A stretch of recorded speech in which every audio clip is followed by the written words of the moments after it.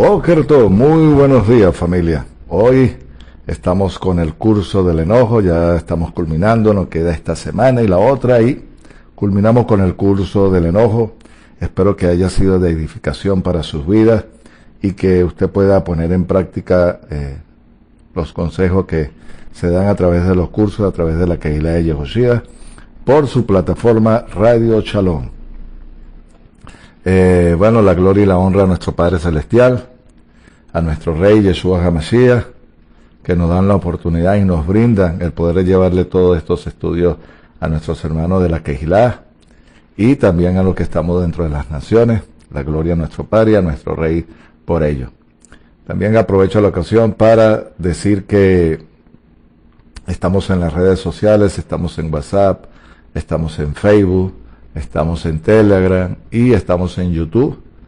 Y también estamos en internet bajo el nombre de Congregación Virtual El Yo Soy, www. Congregación Virtual El Yo Soy. También somos una comunidad en línea, pero que estamos debidamente registrada bajo el nombre Alfa y Omega en los Estados Unidos como organización. Saludos cordiales para nuestros mentores de la Kehilá de Yehoshua, como lo es nuestro estimado amigo y amiga, el Morearo Morales y su esposa, la Mora Araceli de Morales.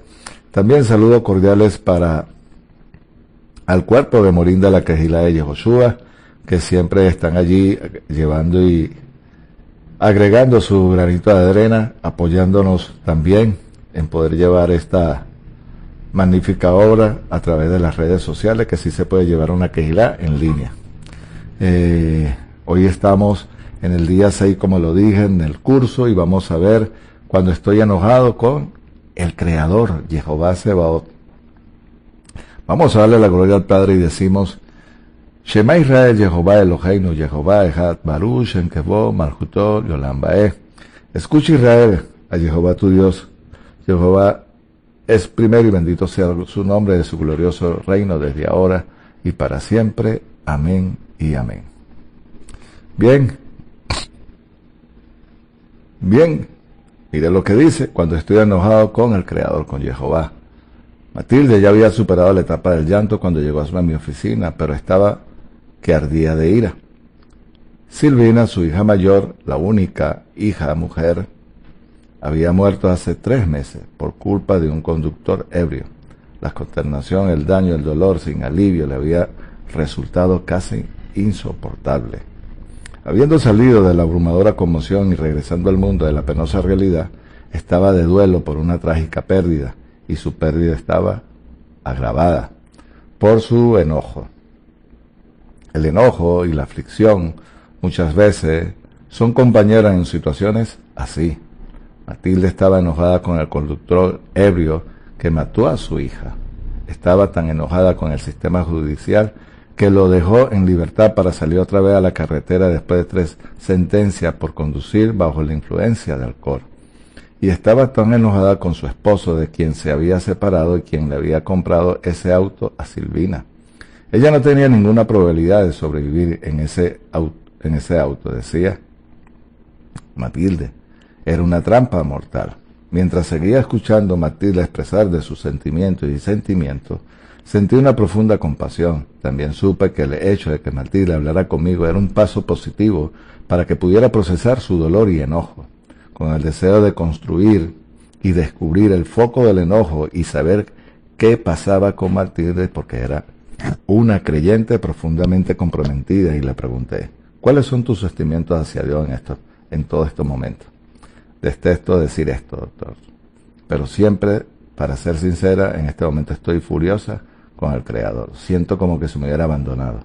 Él pudo haber salvado a la hija de mi hija.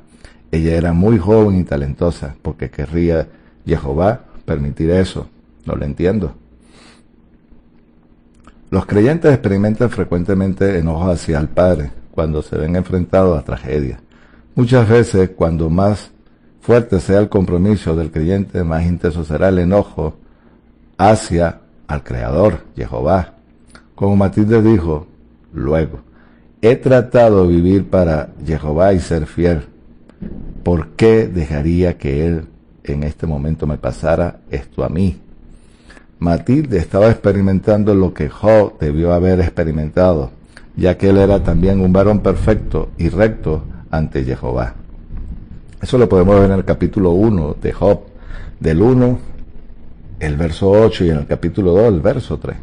Cuando Jehová permitió que Job perdiera toda su riqueza, su familia, su salud, el varón perfecto y recto sintió un intenso enojo hacia Dios, hacia Jehová,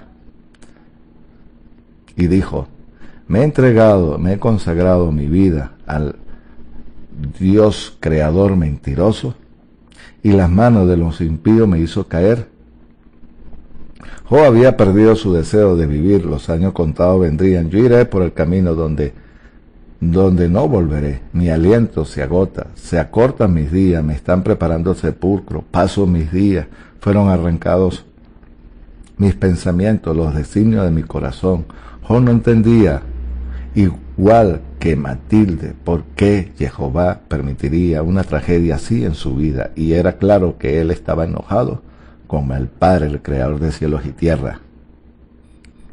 ¿Cómo se siente cuando Jehová, y cómo se puede ver el Padre cuando nos enojamos con él? Miren, cuando miramos a Job y otros ejemplos bíblicos de personas que se enojaron contra Jehová, es claro que él no condenó tal enojo, más bien entró en un diálogo con las personas y les ayudó a desenvolverse en medio de su enojo y superarlo. Sin embargo, esto no significa que el Padre siempre diera una explicación completa de por qué le suceden cosas malas a las personas buenas. El libro de Job es un extenso discurso entre Job y sus amigos, entre Job y Jehová. Sus amigos fundamentalmente le acusaban de haber hecho algo malo e insistían en que la tragedia sufrida era parte del juicio de Jehová por sus pecados. Job le reiteraba una y otra vez que no era ese el caso. Después de escuchar tal actitud y compromisiva las explicaciones del enojo de Job, la respuesta de Jehová no fue la condenación. Jehová le recordó a Job que los caminos de él no siempre son comprensibles para el hombre. Le recordó a Job que él es el creador, sustentador, Dios todopoderoso de todo lo que existe, y que en el análisis final él es un Dios creador de justicia en que se puede confiar absolutamente. Al final, Jehová expresó su apoyo y su propio enojo hacia los amigos de Job por haberlo condenado, y los exhortó a que se arrepintieran de su mala acción y le pidieran a Job que intercedieran por ellos. Mi siervo Job orará por ti y por vosotros, para que de cierto a él atenderé, para no tratarnos afrentosamente, por cuanto no habéis hablado de mí con rectitud, como mi siervo Job. Eso está en el capítulo 42 del verso 8. La respuesta definitiva de Job de confiar en Jehová, aunque no entendía las cosas, por medio de esta experiencia, la relación de Job con el Creador se fortaleció y se profundizó.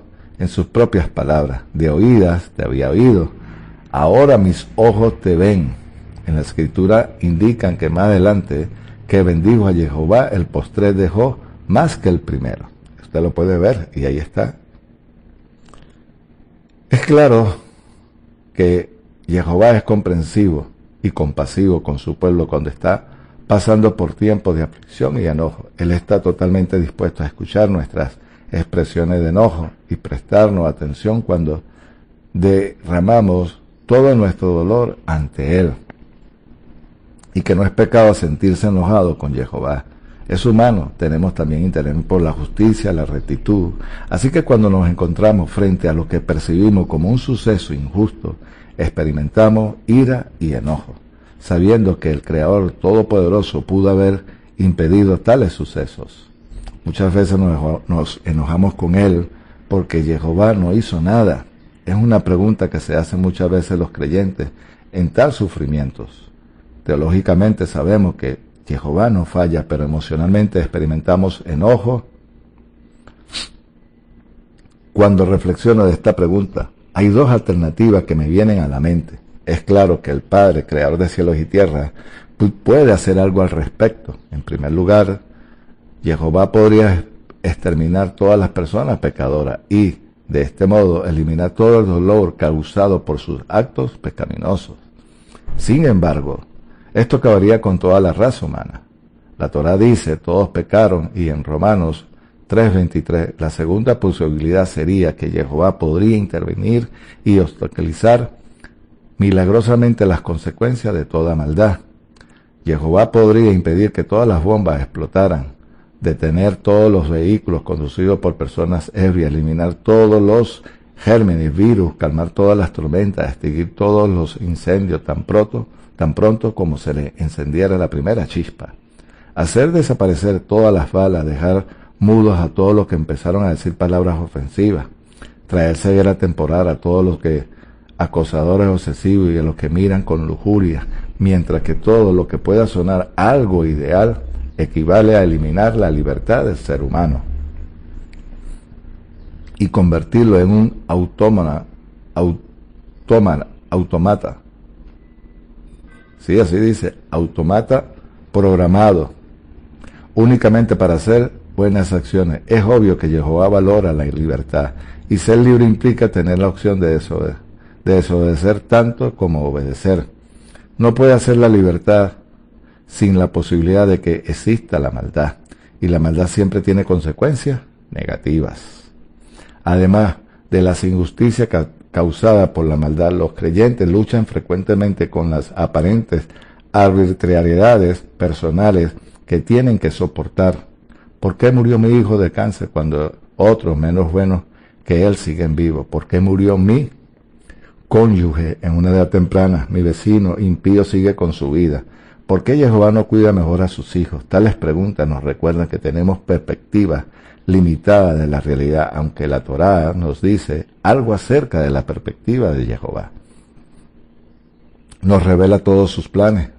Pedro, Kefa, nos cuenta de que las pruebas y las tribulaciones que nos traen aflicción, que pueden ser usadas para refinar y depurar nuestra fe. Pablo, el apóstol Shalías, dice que Jehová hace todas las cosas que obren para bien, y que por medio de todas sus experiencias, Él está buscando hacernos más semejantes a Yeshua. Santiago señala que nuestras dificultades nos conducen a la madurez. Yeshua dijo que algunas veces nuestras dificultades tienen el propósito de que los demás puedan ver la obra del Padre, el Creador, en nuestra vida. Véase 1 de Pedro, capítulo 1, del verso 5 al 7. Romanos, capítulo 8, del 29 al 30. Del 28 al 30. Santiago, capítulo 1, capítulo 1, versos de 2 al 4. Juan, capítulo 9, del 1 al 3.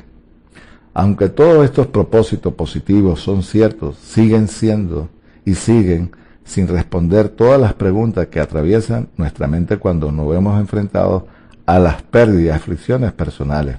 El llamado a Jehová es confiar en Él en medio de la oscuridad, y confiamos en Él cuando estamos en la luz. Él no ha cambiado de nada, aunque nuestras circunstancias hayan sido dolorosamente alteradas. ¿Cómo podemos manejar nuestro enojo hacia Jehová? El problema es que nuestro enojo hacia el Padre, el Creador, no es el enojo en sí mismo, sino cómo manejarlo.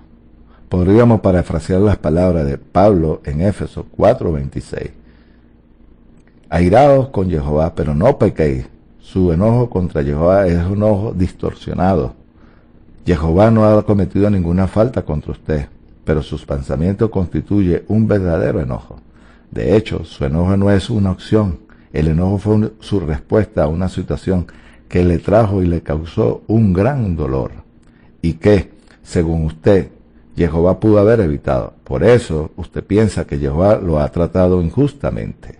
El enojo es la respuesta humana normal cuando nos encontramos frente a lo que percibimos como una injusticia. Jehová nos creó con toda capacidad para enojarnos. Sin embargo, lo que hagamos con nuestro enojo es la responsabilidad de nosotros. Aquí es donde ejercemos la libertad humana con que nos ha dado y nos ha dotado. El primer paso a manejar responsablemente nuestro enojo hacia Jehová es presentarlo ante Él. Usted no tiene por qué avergonzarse de su enojo, puesto que es la evidencia de su interés en la justicia. Puede expresarle libremente a Jehová su percepción de las cosas, no tiene que preocuparse de herir sus sentimientos, ni tampoco va a provocarlo a ira. Usted es su hijo y él desea participar con usted de todos los aspectos de la vida. Su enojo no lo va a tomar por sorpresa. Él sabe lo que usted está experimentando y quiere que le exprese sus sentimientos y pensamientos. Lo vemos en el caso también de Elías. ¿Qué dijo Elías? Basta ya, oh Jehová. Lo vemos en Elías. Más allá dejó la Biblia, la Torá, relata muchas historias de personas que expresaron enojo hacia Jehová. También podemos ver inclusive al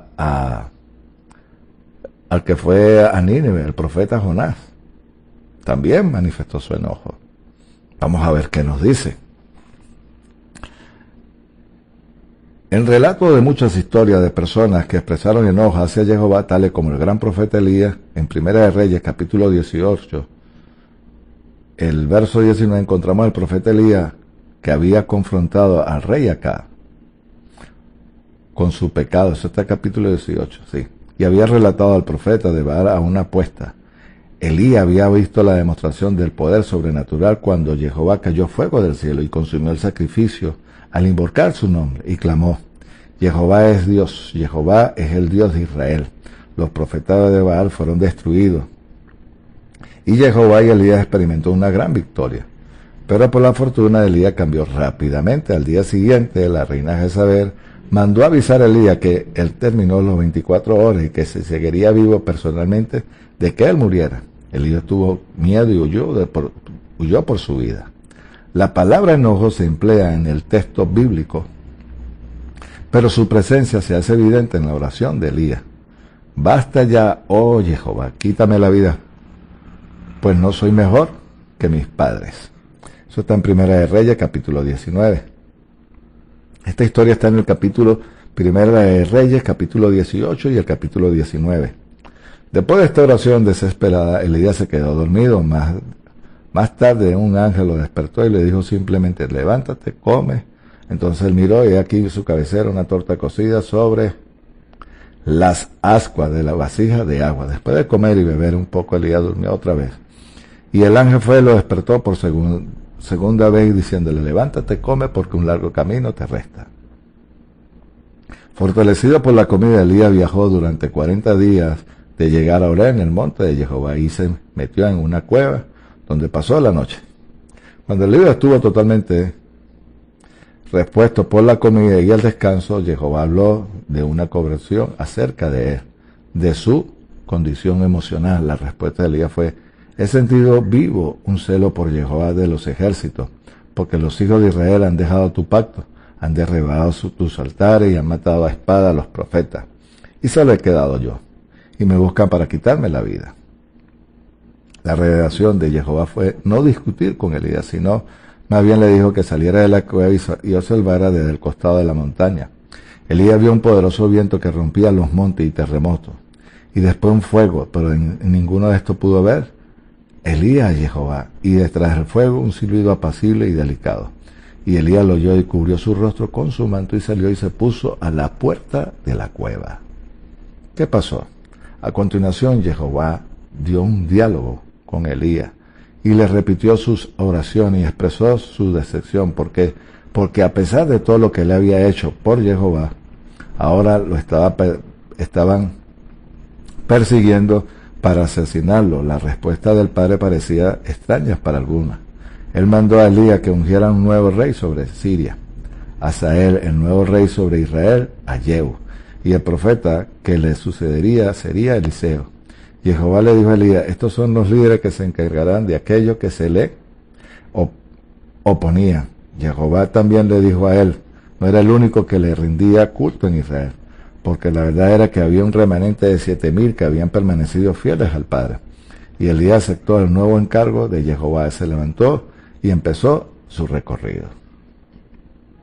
Vemos el valor, y vemos esta historia, el valor de hablar con Jehová, de nuestro enojo. Jehová es nuestro Padre compasivo y quiere escuchar nuestras quejas. Al mismo tiempo también, Él es el Creador soberano que nunca falla. Él nos ayudará a entender su perspectiva con respecto a nuestra situación actual, como la hizo con Elías. Y también es posible que sin ninguna explicación, simplemente nos pida que confiemos en Él, como lo hizo con su siervo Job. Elías ilustra el segundo paso del procesamiento de nuestro enojo contra Jehová. Escuchar el mensaje de Jehová después de haberle expresado nuestras inquietudes sinceras al Creador, nos encontramos en una posición de escuchar un ser vivo apacible y delicado, el cual puede llegar a veces por medio de un amigo creyente de confianza o por medio de un sermón predicado por un pastor fiel. Puede llegar mediante una lectura de un libro creyente, un escrito por un creyente o un recorrido en una senda similar a la nuestra. La Torá de Jehová puede llegar a través de una letra de un antiguo himno o de una canción contemporánea. Así como nuestros tiempos personales. Para leer las escrituras siempre Jehová habla. Sabrá que es su voz y el mensaje que recibe en consecuencia de las escrituras. Escuchamos su voz, buscamos lo bueno para que pueda resultar tras esta situación dolorosa y procuramos crecer en nuestra semejanza con Yehoshua. Mire, en una oportunidad yo estaba muy triste y estaba muy molesto. Y me dan una cita, así mismo con una voz audible. Y esta fue la cita que me dieron. Quiero que vayas al libro de Job, al capítulo 18:4. Estaba pasando una situación muy difícil. Y esta fue la cita, y se las voy a leer. Tú que a ti mismo te desgarra en tu ira, ¿deberás abandonarse la tierra por tu causa o removerse las peñas de su sitio? Yo estaba muy molesto. Es decir, el sol no va a dejar de salir y ocultarse. Todas las cosas del mundo, del diario vivir, se iban a cumplir.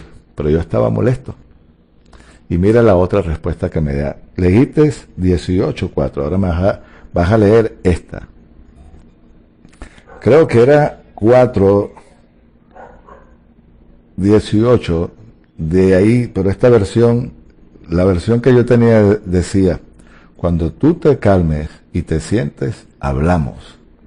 Bueno, se me quitó la calentera y ahí sí dije, ¿qué quieres de mí y qué quieres que yo haga? Ahí se me pasó molestia, incomodidad, enojo, ira, rabia, cantaleta, como decimos aquí.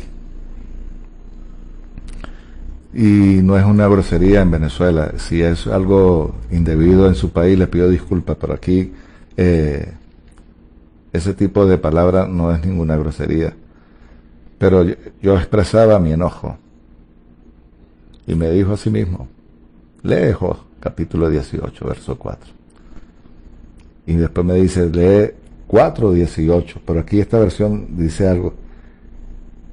Y me dijo, así mismo, cuando tú te calmes, hablamos. Ya le conté lo que pasó. Mire, amigo, a veces hay razones para estar molesto. Y sí, sí las hay. Pero todo es con un propósito. Todo lo que acontece es para un propósito. Cuando yo empezaba en Aquejilá a hacer mis parashá, mis estudios, viví la situación más difícil de mi vida.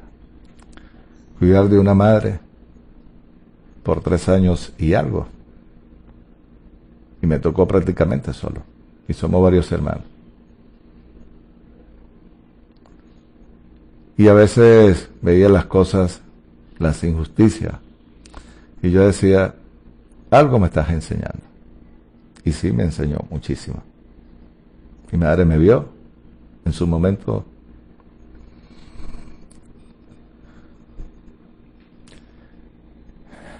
En un momento muy difícil. Fue muy duro. Pero ahí estuve con ella. Y lo que dije fue, ¿qué quieres que aprenda? estuve con ella, la cuidé, no vi su desnudez, a pesar de que la bañaba. Sus partes íntimas nunca las llegué a ver.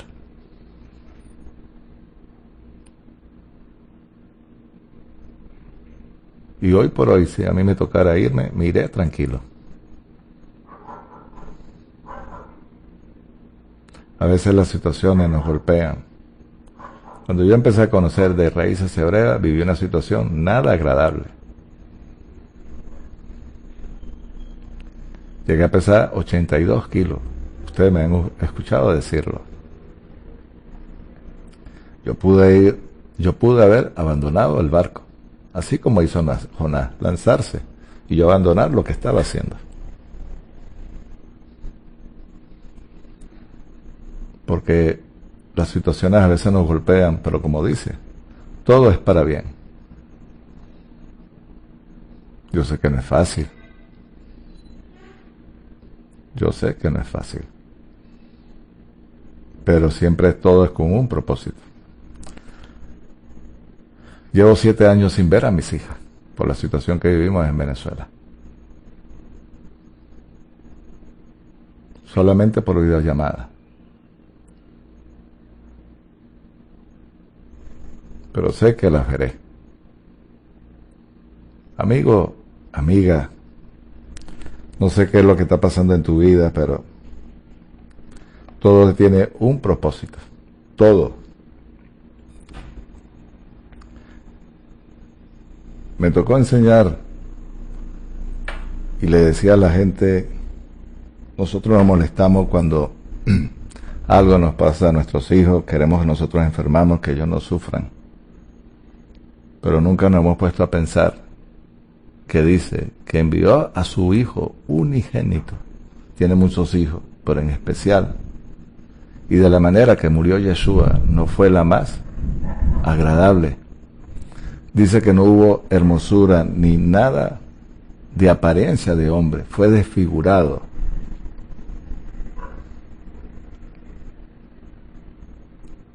Y lo merecemos todo.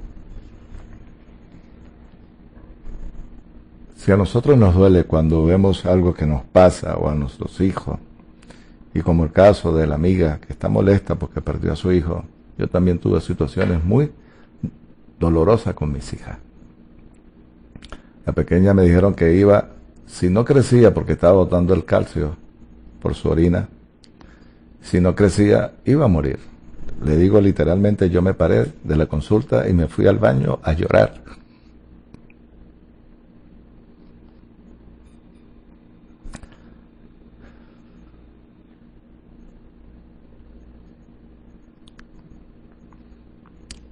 Le decía que no soportaría ese dolor. Muchas madrugadas me paraba a orar.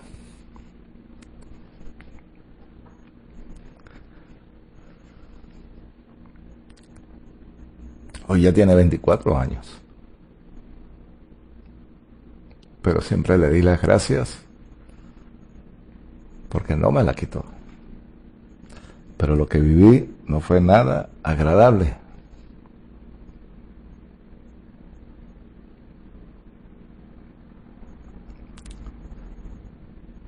Sé lo que es sufrimiento, sé lo que es dolor, sé lo que es angustia,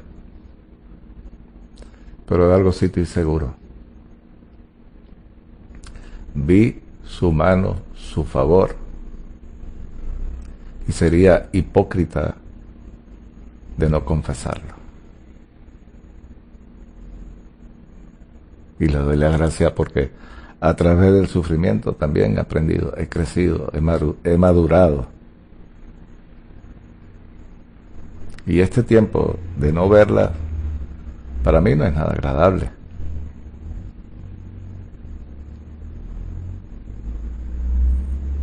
Y aquí estoy. Y le pido que me dé fuerzas, que no me deje abandonar el barco.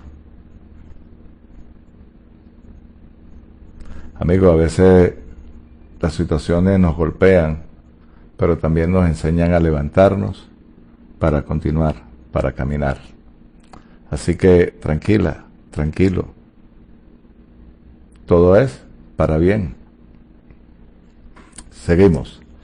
Expresando nuestras inquietudes sinceras hacia el Padre, nos encontramos en una posición de escuchar un silbido apacible y delicado, el cual puede llegar a veces por medio de un amigo, como lo dije, creyente, por una palabra, un sermón, puede llegar a mediante una lectura de un libro. Pero el Padre tiene todas las cosas. ¿Y qué más dice? Porque todas las cosas se semejan a Él. Todo es con algún propósito. Este análisis final debemos aceptar lo que es y lo que ha sucedido en nuestras vidas y decidir que crecer, que aunque no nos entendamos y no entendemos lo que el Padre usará para cumplir su buenos propósitos para con nosotros. La propia palabra de Jehová y su carácter mismo, como Jehová sabio, soberano, son el mejor indicativo de que sí lo hará. El acto de escuchar siempre nos lleva a entender, pero si no,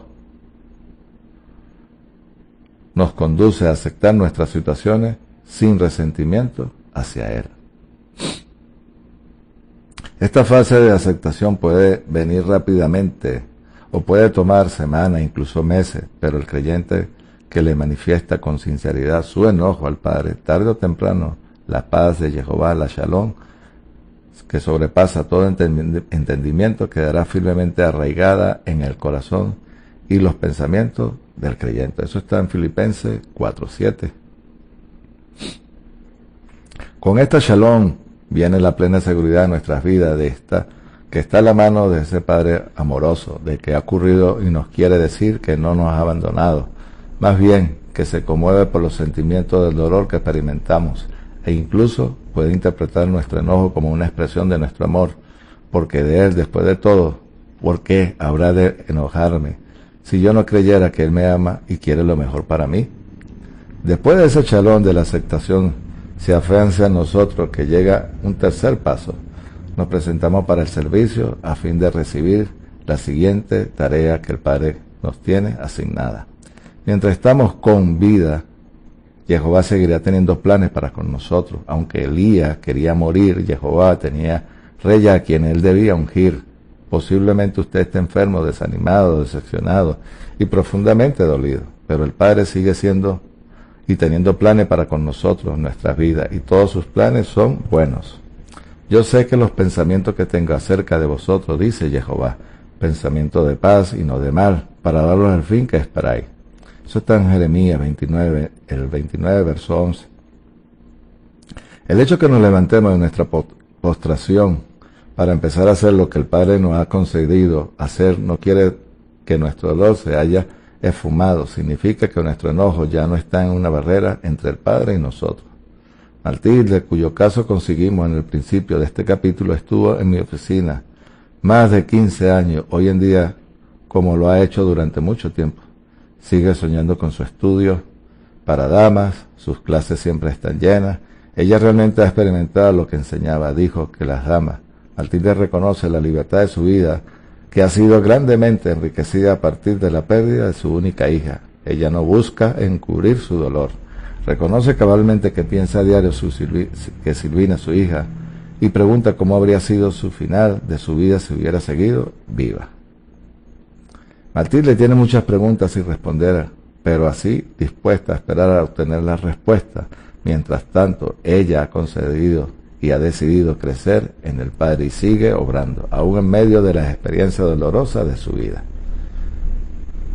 Tenemos este caso, y terminamos con esto, el caso de Caín o Elías.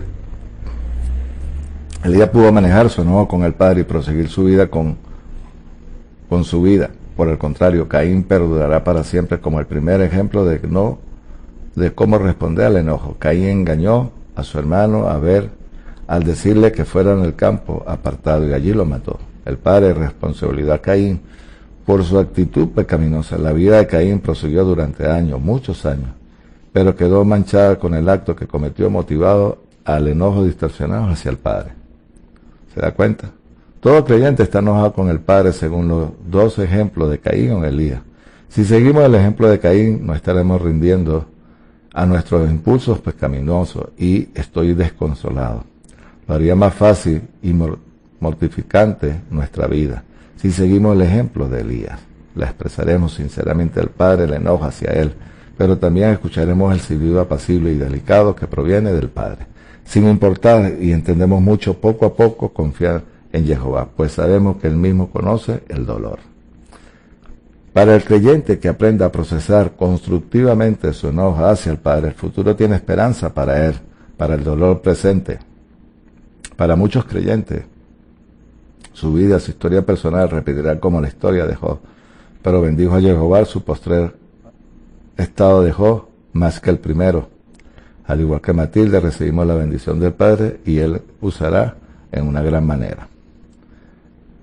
Dice, cuando estoy enojado con el Padre, háblele de su enojo a Jehová, exprese libremente sus sentimientos, como Padre compasivo, que el Padre quiere escuchar nuestra queja, al mismo tiempo como nuestro Padre soberano nos ayudará a entender su perspectiva en nuestra situación o nos pedirá simplemente que confiemos en Él.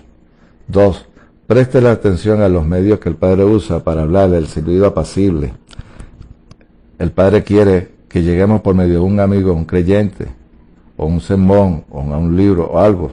O propósitos simplemente llegarán a través de su música, la oración, la lectura de la palabra. Cualquiera que sea la forma que llegue, usted sabrá que ese silbido es del Padre y el mensaje que recibe es consecuente a las Escrituras. Prepare para el servicio mientras estemos con vida, seguirá teniendo una esperanza y un futuro para nosotros, el propósito el cual podamos llevar a cabo sus buenos planes. Fácilmente podrá darnos la paz más de la que estar consigo mismo. Familia, esta es la primera parte, ya vamos a la segunda. Aquí vemos esa parte, ese amor del Padre incondicional. Siempre nos tiene una respuesta para todo. Nos vemos en un nuevo momento. Ley Road.